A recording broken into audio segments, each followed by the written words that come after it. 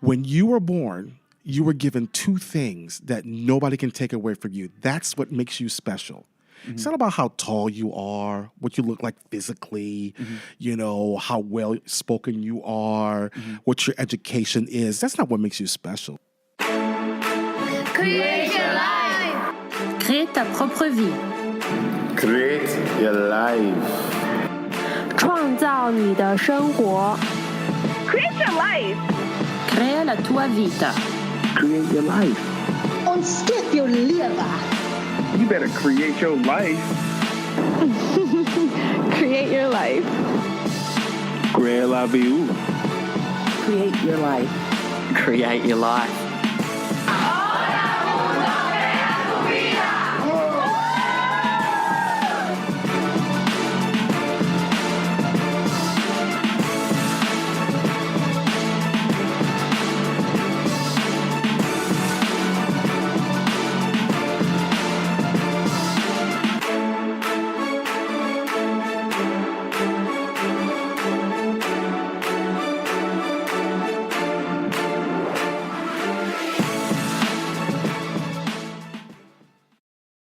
People put too much credence on what they think they earn and that they have a right. I haven't earned anything. I just simply have just adhered to what my assignment is, and the gifts have been given to me to complete my assignment. That's all it is. And what would you call your assignment? So, interesting story. My assignment is to heal people. Okay. And this really stems from something that my mother, who used to say all the time, she would say, baby, you know you are meant to be great. You know that, right, so baby? Your mom said this to you all the time? All the time growing up. You meant to be great. You know you're meant to be great. Yeah. But then she would say, but you ain't the only one meant to be great. Huh. We're all meant to be great. We all were created to be great. And she would say, if you truly believe in a God that is omnipotent, that is omniscient, that is omnipresent, he can only create greatness. Average doesn't even come into his vocabulary. That's just doesn't make any sense to him. Perfection wants to create perfection or close to perfection. Right. Doesn't want to create average or okay. Not good enough. Right. So you ain't the only one who's supposed to be great. We all supposed to be great. Right. And then she would say, when you were born, you were given two things that nobody can take away from you. That's what makes you special. It's not about how tall you are, what you look like physically, how well spoken you are, what your education is. That's not what makes you special. What makes you special are two things. Yeah. Your name Right. and the assignment that was given to you on the day you were born. How'd you figure out what your assignment was? You know something? You have to be ready to receive it because the assignment is a gift. It's not that you have to find. You have to be ready to be responsible for that assignment. Yeah. Because she would turn around and say, your greatness will be determined on how courageous you are to take on the assignment that has been given to you. And because most of the time when you figure it out, at least this was for me, I didn't want my assignment. That's not what I wanted. I wanted his assignment. Right. That was the cool assignment over there. So what made you stop and listen to your assignment? Because initially you deflected it. What made you help you? I had a series, and it's interesting that you asked that. I had a series of occurrences that took place that I never paid too much attention to. Till one day it all flooded back in, and then I understood. So when I was a little kid in living in Puerto Rico, I had this little old lady who looked at me one day and said, you know you're supposed to heal people. And she says in Spanish, How old were you? 11. Okay. And I'm looking at her like, who is this crazy woman talking about healing people and all that kind of stuff? And I'm thinking, when you're thinking about that, I'm thinking, kind of witch doctor, or are you trying to make me to become a medical doctor or what? And which I have no interest in, that kind of stuff. I was like, what are you talking about? And never paying attention. I just kept on walking. She just said that and I moved on. Some 30 years later, I'm living in, for almost 30 years, I'm living in Bloomington, Illinois. And Bloomington, Illinois' sister city or twin city is Normal, Illinois, where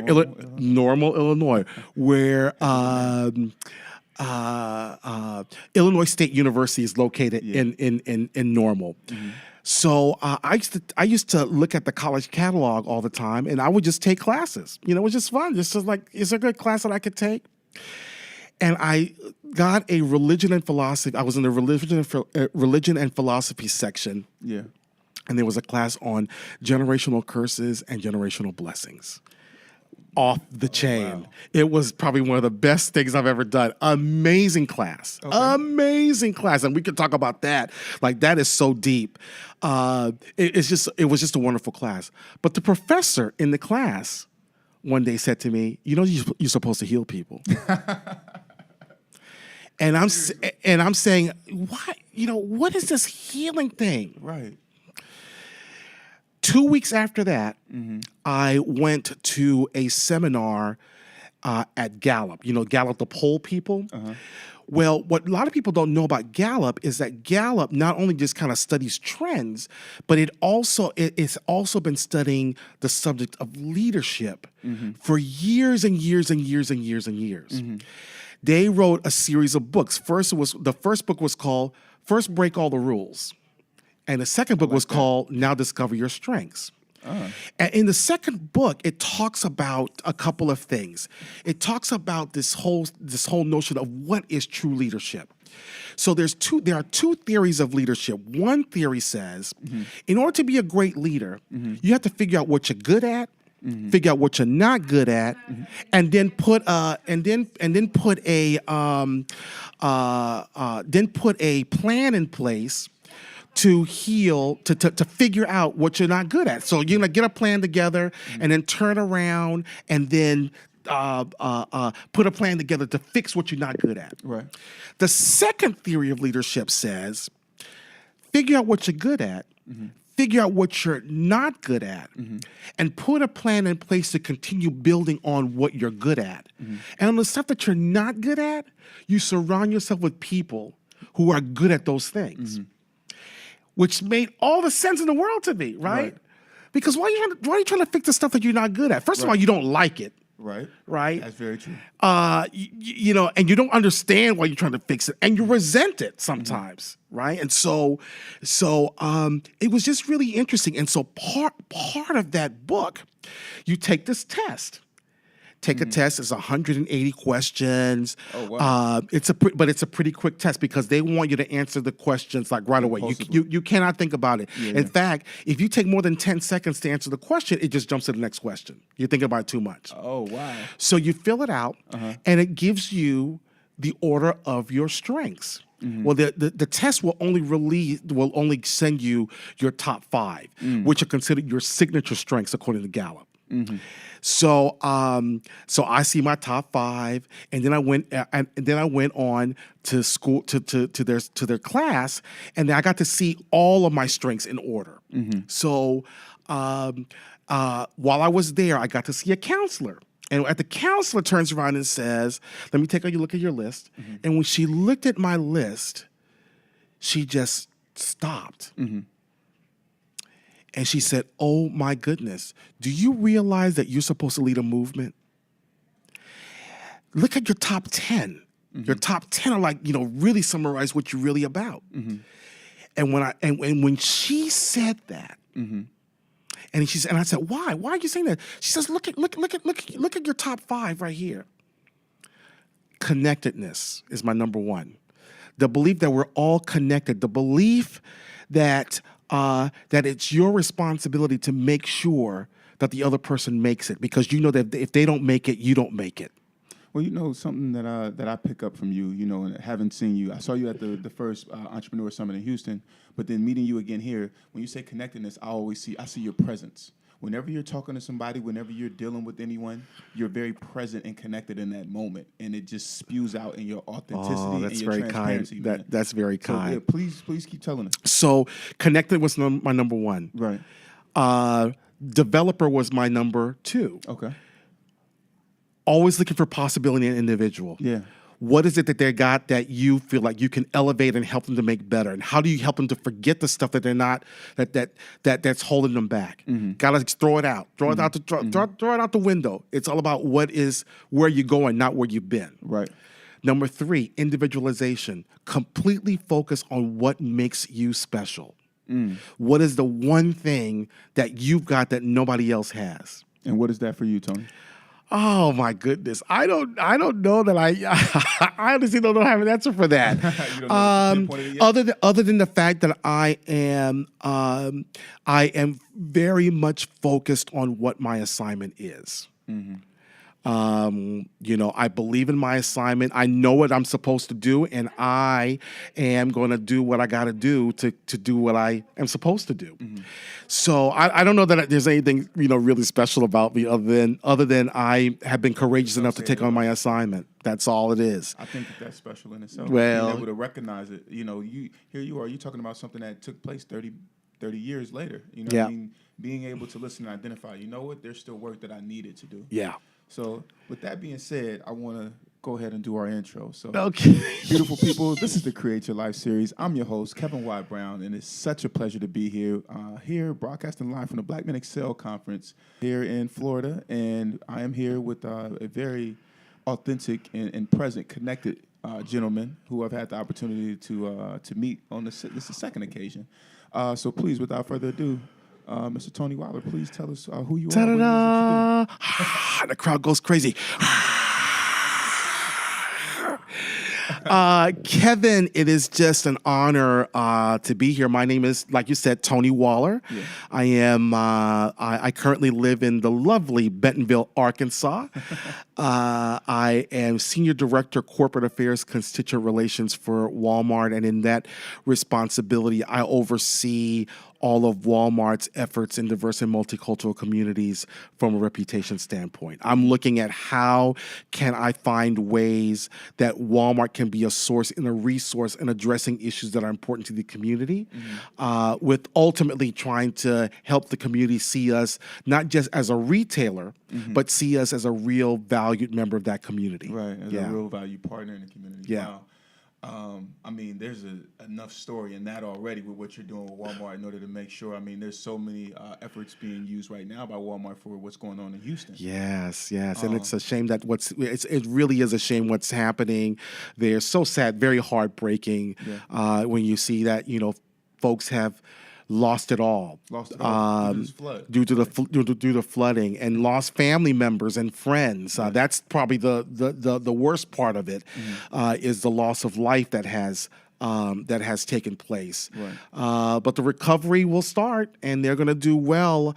And I can see the tremendous amount of folks who are supporting and who are doing whatever they can to try to help people out. So that's always an encouragement. And it's interesting to see this in comparison to what we saw a couple of weeks ago in Charlottesville, Virginia. Yeah. So absolutely. To think that that what we saw in Charlottesville can kind of make you sad, right? Yes. It's moments like what we saw, what we're seeing here in Houston, right, that revives you, that refreshes you, that says, this is the America that I know. Right? Where people collaborate and people love and care for one another. It absolutely makes a huge difference. And what are some of the campaigns or efforts that you're spearheading right now to make sure that Wal-Mart is that community partner and member in a place that's facing such devastation as Houston? So as soon as we knew that the rain was coming in, we had already arranged all of many of our tractor trailer trucks to be ready to come in to help out where they needed to help out. Right. So it took us a while to get in because they were waiting to get in, but there were no routes. Everything was covered in water, could not get through. But they finally opened up, and we were able to get them through. We made our first initial donation of $1 million to the American Red Cross to say whatever they need, we're going to make it happen. Right. And then on Thursday, on Wednesday, it was announced that Walmart and Walmart Foundation would contribute up to $20 million to the recovery effort, and have looked for ways to involve our customers and associates as well. So now, if you go into a Walmart store as a customer, customer or as an associate and you want to donate, you can go to the cash register and say, I want to donate X amount of dollars, and Walmart and the Walmart Foundation will double that. So for every $10, we're going to donate 20 extra. Wow. For every box of Pampers that you give, we're going to give 2 extra. Wow. So it counts for both merchandise as well as cash. Wow.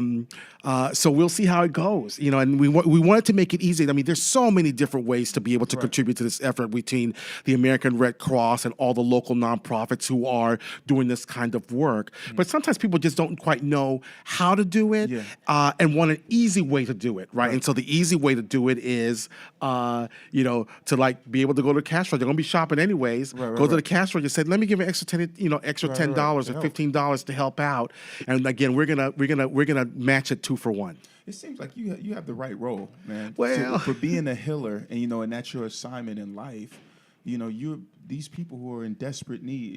Houston residents, man. You're healing and helping them in their purposes. So, my question to you is: have you always worked at Walmart, or like how did you? No. Where did you start off at, man? You born and raised in Puerto Rico, right? Then you're ambitious enough to move to Virginia, Yep, and attend University of Virginia. Tell us about growing up in Puerto Rico. So Puerto Rico was a wonderful life, very, very special. I ended up in Puerto Rico, or being born in Puerto Rico, because of my father. My father was in construction. He worked for a company in New York, and they asked him to go to Puerto Rico for a year to work on a project. Okay. So he, being way ahead of his time, said yes. Okay. And went to Puerto Rico, loved it so much that after he was there, he came back to the States, he married my mother, and he took her back. And I used to tell my mother all the time how amazing that is to me, because she basically left her mama's home for the man that she loved and moved to a foreign land, because at that time, it was the late 50s. At that time, Puerto Rico isn't what the Puerto Rico that we know today, right? Puerto Rico right now is just the island, easy hop, skip, and a jump, and you're there. Right. But when my mother was there in the late 50s, it was kind of like, almost like a foreign land, right? I mean, was it a part of the states at the time? Always been a part of states, yes, since the early 1900s, yes. And so it's always been a territory, but people never really recognized it, right? I mean, it was just this exotic place, in the middle of the Caribbean. Yeah. So here my mom was in Puerto Rico. My dad's going off to work every day. Yeah. So she's in a place where very few people speak English. We didn't have cable back then, so there was no American. There was no English. There was no English spoken on TV. Right. There was one American newspaper, one English newspaper, El San Juan Star, which is still there, and that was all she had. It wasn't like she could call home long distance, because back then long distance was super expensive. Right. Oh, my goodness. So I said, Ma, you did all that, like going to this place for love. And I said, that's some kind of courage. Some kind of love. Now, that's some kind of love. Like that type of love is still possible today? Oh yeah. Oh yeah, most definitely. My parents were married 52 years. Wow. And so and their story isn't isn't uncommon. They're out there. They're out there. It just takes a little more work today. I think there's a lot more. There are a lot more challenges out there, and distractions. And life, I think, has become in certain ways have become a little more. Well, let me take that back. We have made life very complex. I don't know that life has been complex. I think we make it very complex. It's interesting that today we live in a time where we know more than we ever have, and yet we have more questions today than we have ever had. And you would think it the other way around, right? I think that when we didn't know as much, life was so much more simple. Yeah. But now that we know too much, it just complicates things. Right, because you're overthinking. You're overthinking it, and you're making all kind of excuses, and you're allowing all kind of things, and you accept all kind of things that ordinarily you would never accept. Yeah. Okay, so growing up there, then you were born. Then I was born. I was born in Puerto Rico, and lived there till I was 15. Okay. It was a beautiful life. Any siblings? I have a sister who is 15 months younger than I am, and she was born in Virginia. Okay. And then I have a brother who's 18 years younger than I am. Okay. So when you say, is that love still possible? my parents are proof. Having a child 18 years later. Wow. They're both amazing. I'm very close to both of them. In fact, we were just texting a few minutes ago. Okay. My sister was congratulating me on Real Talk at the Real Talk at the barbershop. Oh, yeah, man, you did an amazing job. Oh, you're so kind. But she was viewing. She's like, "What's up, superstar? I'm so proud of you. It was awesome. I loved it, and of course, I loved your suit. And the suit was that was really great." So she said to me, "I'm really, really proud. I want you to know how proud of you I was." And so that really made my day. Yeah. She is amazing. Just one of the most amazing people I know, and so is my brother. My brother is just so talented as a mathematician, as an economist, but also as an artist and a photographer. He just does amazing work. Just does a really amazing work. So you come to the States at 15. Yeah. This guy has to be a culture shock for you. Very much so. Yeah, so how was that adjustment, from PR to...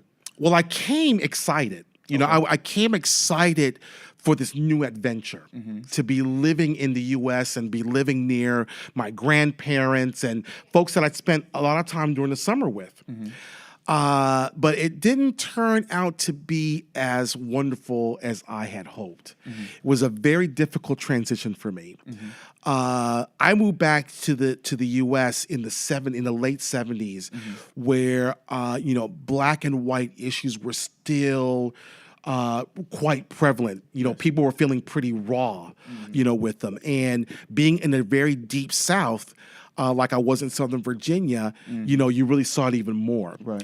And so it was difficult because, here in the U.S. in particular, we have this habit of wanting to categorize things and people. We want to put labels on them. And so back then, pretty simple. You were either black or you were white. Yeah. Things were black or things were white. Yeah. And there was no in between. Yeah. So here comes this kid with dark skin, Right. but a thick Spanish accent, because I used to talk like this all the time. They didn't know what to do with that.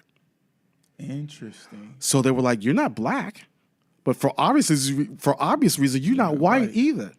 So kind of in between. And what they knew of Hispanics at that time Right. were Mexicans who were migrant workers who came to Southern Virginia to help with harvest. Well, I didn't look like them either, so I wasn't Mexican, right? So it was a challenge because I had nowhere to fit. And you know that when you're 15, 16, you're just trying to figure out who you are and where where you can be and what's your group and all that. Well, no one was giving me a chance to figure that out because as far as they were concerned, you couldn't be you're not really part of us. So how'd you navigate that? Honestly, I had it was counseling. I believe it or not, back at that age, I had a counselor. And it was in the middle of a counseling session that I kind of had a revelation, which probably changed my life forever. Okay. And so I'm having this discussion with this counselor, and I said, I really don't understand this. I try so hard to fit in. I put in all this energy trying to fit in, and nobody will let me. And right then and there, I had an aha moment. Well, if I'm putting all this energy in trying to fit in, what would happen if I put the same kind of energy in trying not to fit in? And that forever changed my life. Wow. So I, from that point on, totally focused on not fitting in.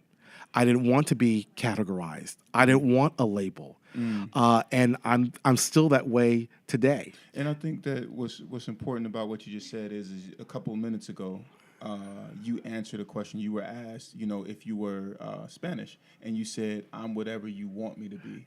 So I think that really speaks to that. But having, being in high school, were you in high school? It was in high school, yes. Who encouraged you to go ahead and go to a counselor? Because oftentimes mental health or, seeing a counselor and stuff like that is looked down upon. Yes. Whereas in reality, it could be such an advantage or such a breakthrough for someone. Believe it or not, my parents. My parents were the ones because they recognized that they didn't know what to do. Right. And so they needed help.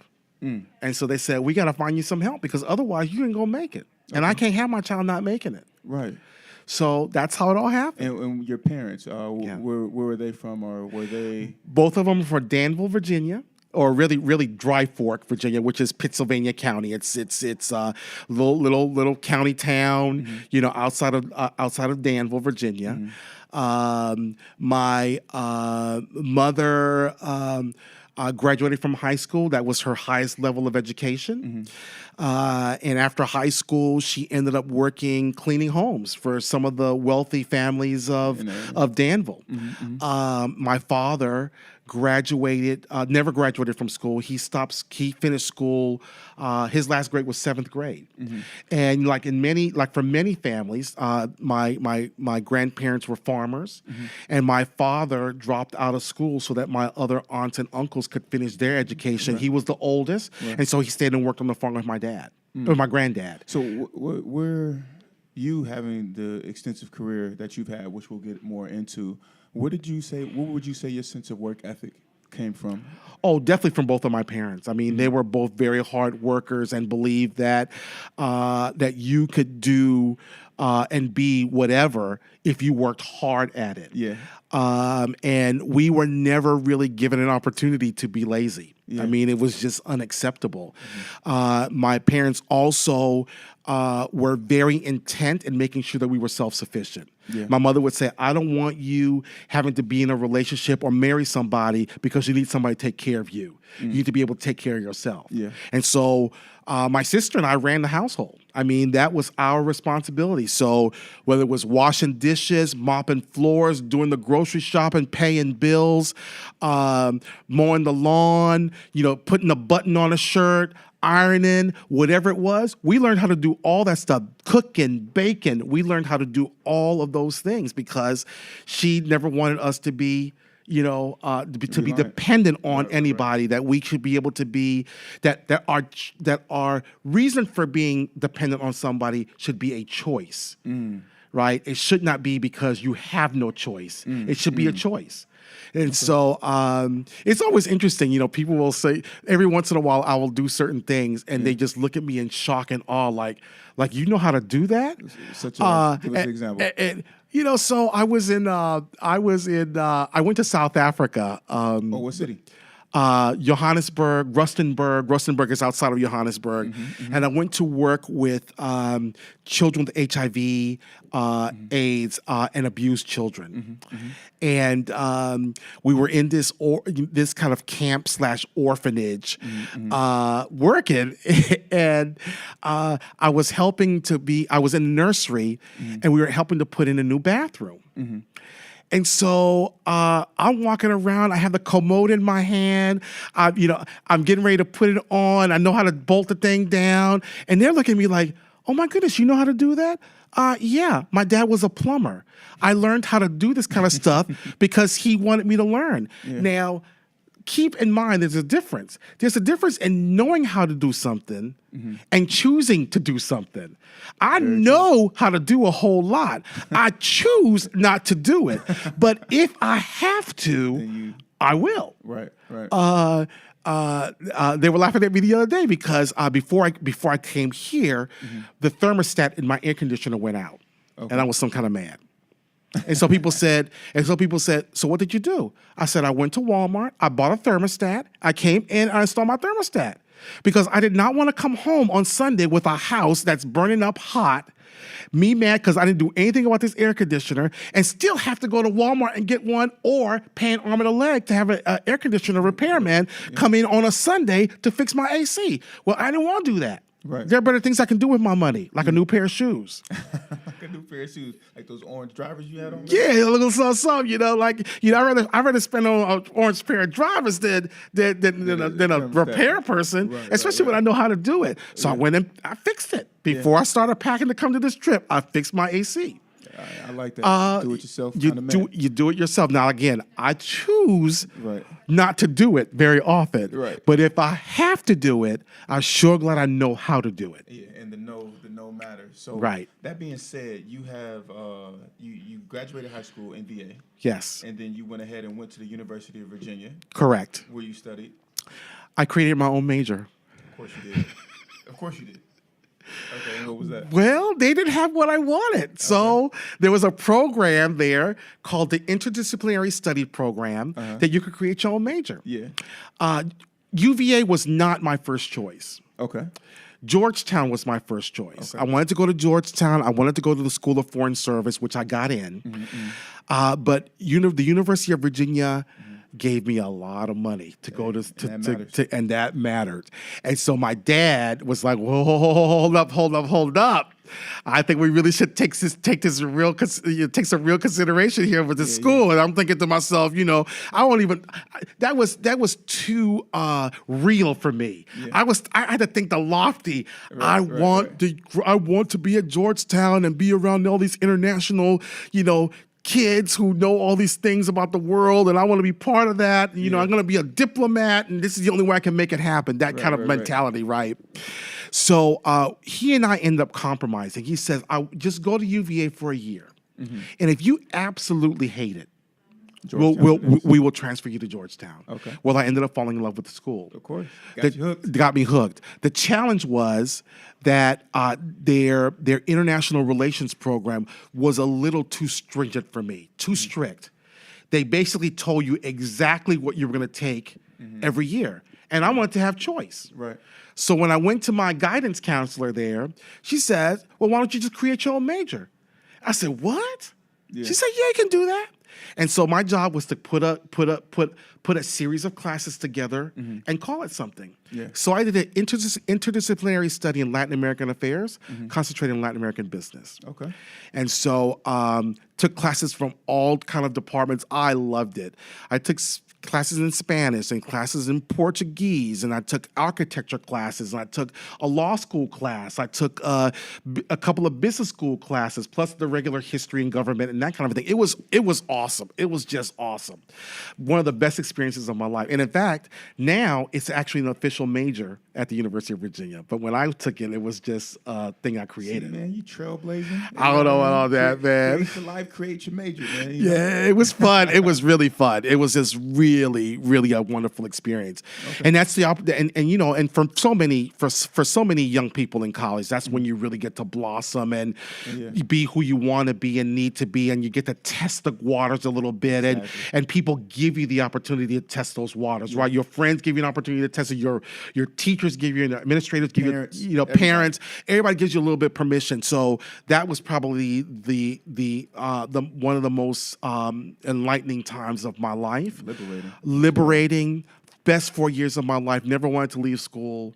And so very, very happy that I had the opportunity.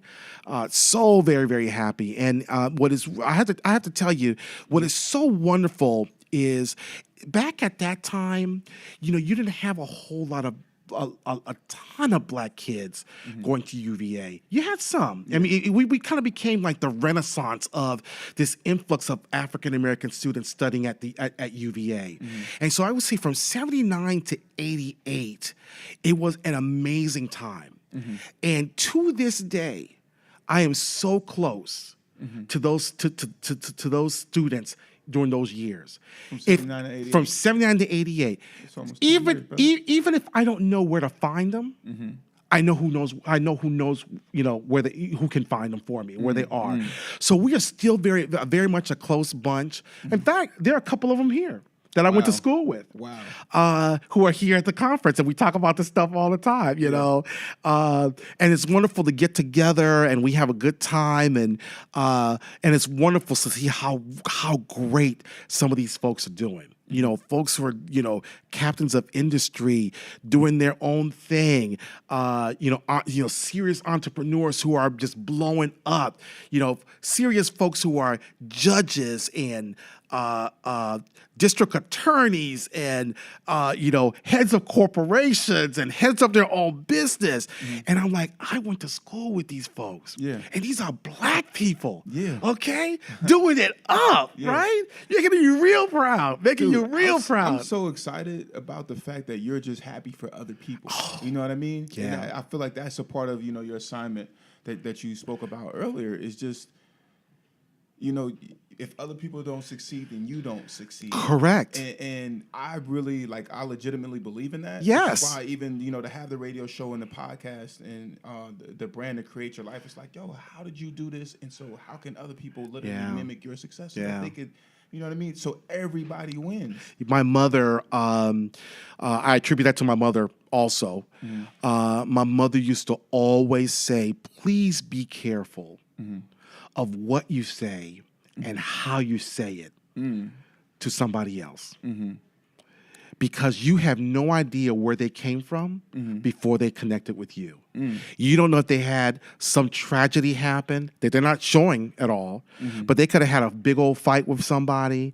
They could have gotten bad news before they saw you. And what you say or do can make their lives just a little bit better, or it can send them deeper into the hole that they are. And so what do you want to be responsible for? Right. And so I've always taken that to heart. When I was younger, I had a very big temper, and that was the way for her to say to me, you need to watch that temper, because you just don't know what it's going to do to somebody else. You got to watch out for yourself. And so I've always taken that to heart. And to your point, I'm a real believer that we are all connected. And based on who we are and based on what we do, it makes all the difference in the world. There's a South African term called Ubuntu. Ubuntu. Yeah. I am because we are. Yep. And so I really believe that. Yeah. You make it, we make it. Yeah. You don't make it, we don't make it. And so, it's important that we watch out for each other, because you might not see it today, but whatever happens to them is going to have an impact on you. Right. And, it's amazing to have an impact on other people's legacy. Because that's what actually lives on, is your impact and your ability to help others. Sidebar. Yes. Johannesburg is my favorite city in the world. It is, huh? It is, man. Oh my goodness, it was such an incredible experience, and that trip was an incredible trip. Yeah, I can only imagine. It was just tremendous, and it started off very, very interesting because we were in Chicago at O'Hare, and the route was supposed to be O'Hare to Amsterdam, and then Amsterdam to Johannesburg. Well, the plane had all kind of issues. Oh, no. And so we sat around in Chicago forever, waiting for a part to be flown in, because at the time it was KLM. And so we were waiting for a part to be flown in from Detroit to be put on this plane. So the part get here, they couldn't switch the plane. So we waited for the part. We get on board only for the pilot to say, well, we can't fly all the way to Amsterdam because it will go over our allotted hours of flight. So we're going to fly you to Iceland, and a crew in Iceland will then take the plane from Iceland to Amsterdam and then down. Well, the crew never showed up in Iceland. So did you get off and go to the... Oh, my goodness. No. I was so upset. We ended up being in Iceland for 8 hours. And I was like, if we're going to be here this long, we could have left here. But they kept telling us, in 30 minutes, we're going to get ready to go. In 2 hours, we're going to get ready to go. So we did. But I tell you, just being in the airport of Iceland, amazing experience. The bomb diggity. That airport is the bad. You'll say Iceland? That airport was the baddest airport I've ever been to in my life. Wow. Hot. Everybody walking through the airport, hot. Like the fashion in Iceland, y'all, ain't no joke. Hot. Okay. I just wanted to see what the rest of it looked like because it's so, amazing. So just knowing that I have a chance that I can say that I've been to Iceland. Okay, I've been to the airport, but I've been to Iceland. Right. It was well worth the experience for me. Yeah. But we got to Johannesburg. It was just really great. Give us 3 takeaways of your favorite things about Johannesburg. One, the people, amazing, brilliant people. To stand around people who can speak 5 or 6 languages. Yes. No problem. And these are little kids, right? Yeah. Some of them living in shanties, in shanty towns and little shacks, but they can speak 5 languages. Right. And yet we're going to have the nerve, right, to belittle them as if Right. You know, Whether they what they live in the own or determines something who they are. When Come on. these kids are brilliant, Right. 5 languages, and you can only speak what? 1? Oh, come on now. Yeah. Give credit where credit is due. Absolutely. 2, the scenery is just magnificent. And it was breathtaking it was breathtaking in 2 senses. Breathtaking because you saw the opulence that exists in Johannesburg, homes with 24 karat gold domes on them, and you know all this craziness, right? But then breathtaking because right next door to it could be a shack made of cardboard and whatever trash it's around. You cannot escape poverty in Johannesburg. Here in the U.S., we can escape it. If we don't want to see it, we don't have to. It's kind of, you know, over there, and I don't have to cross over to that side to see it. I can pretend like it doesn't exist. You can't do that in South Africa because it's literally everywhere. And then lastly, I had the opportunity to go on a photography safari. Okay. Right. So to go into the reserves and to see. Yes, Okay. To go into the reserves and to see up close, you know, these magnificent animals. Dude, I didn't know that a lion's head was literally this big. That big, I had no right? idea about that. Right? And I didn't know that they were so long.